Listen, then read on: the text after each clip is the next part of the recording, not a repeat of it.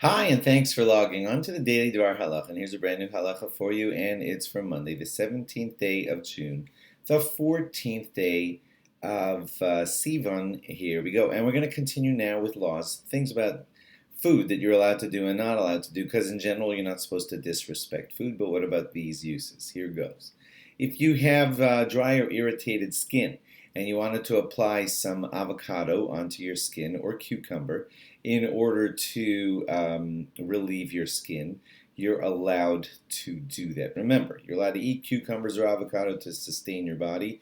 You're allowed to use a cucumber or avocado to sustain the skin of your body, just not going in your mouth. So that is permitted. On Yom Kippur, some people, like to smell besamim, and it helps you have extra brachos on the day of Yom Kippur. It helps give you a feeling of being sustained, and that is considered a very appropriate thing to do on Yom Kippur.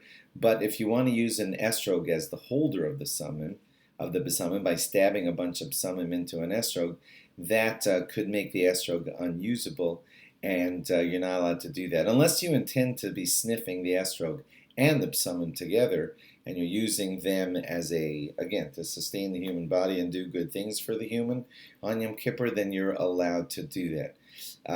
Doesn't say this in my halacha book, but I'm assuming what people do with esrogim for Havdalah, you may have seen where people take an old esrog and put a bunch of samim stuck into it to be used for smelling after Havdalah.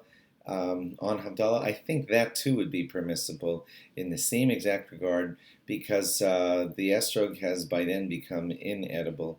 Also, you're sniffing at the estrog and the besamim, and I think that's considered totally okay.